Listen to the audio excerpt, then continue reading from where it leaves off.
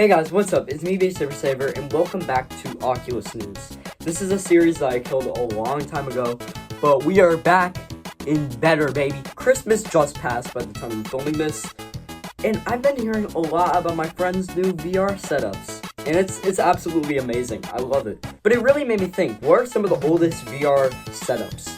So strap on your VR headsets, everybody, and let's get ready to go back in time. The first ever headset that we know of was back in the 1960s, and it was called the Sword of Damocles. I don't know how to pronounce it. Damocles.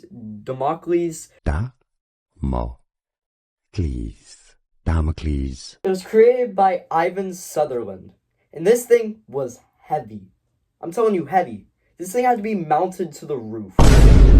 This isn't even close to where we are today. Let's skip to the 1980s and 90s, where Sega just announced their VR headset. This headset, the Sega VR, was released in 1991, which featured head tracking and 3D graphics. This headset was never released commercially, but it did show the commercial market the rising need and want of VR, or something related to VR. At that same time, this group called the Virtuality Group started putting headset or immersive things in their arcade machines, which really indicated the first ever rise of VR, showing that you can be immersed in a game. This era is very fundamental to the VR that we know today. In the early 2000s, we saw a resurgence of VR interest with these things, the eyeglasses. Now, these things cause so much motion sickness. So much. But there were some upgrades too, being the lightweight of the object, also the portability level, because you could just pack these things up inside of a backpack or a suitcase, and you could bring it anywhere you wanted. Then in 2012, we have the creation of this tech giant, Oculus. Originally created by Palmer Luckey, this was just originally a Kickstarter project for this VR headset called the Oculus Rift. Now, how much did the Kickstarter raise, you may ask? $100,000? Maybe 500? Maybe $1 million? No, $12.5 million.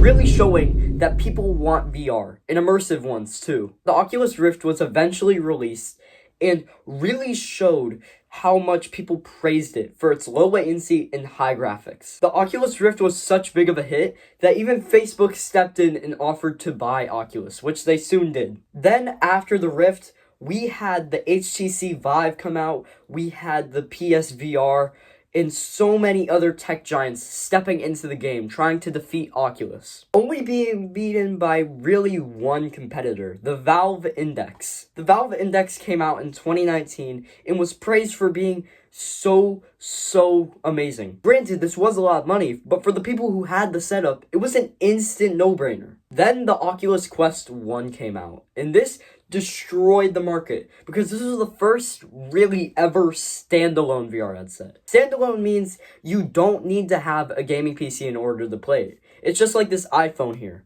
It's just off the bat. You don't need anything to hook it up to. This will just work. And people were amazed by this, showing its portability and how they could bring it literally anywhere without having to hook it up to anything other than just a charging cord and some batteries for the controllers. That's it. Now, this was a big development in Oculus's market, but not as big as the Oculus Quest 2, the Quest 1 successor. And immediately, this thing was blowing up, selling millions in units, which is absolutely insane.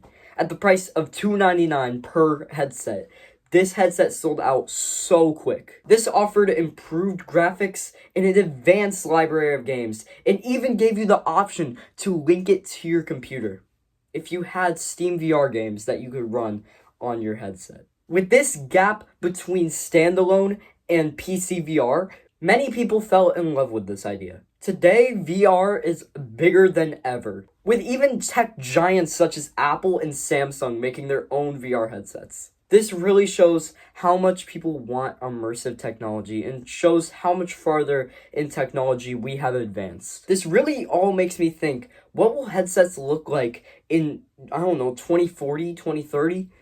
I guess we'll never know until then. That has been a wrap on the history of VR. Make sure to like and subscribe down below, and we're going to create more of these episodes for you guys. Peace out. Thank you guys.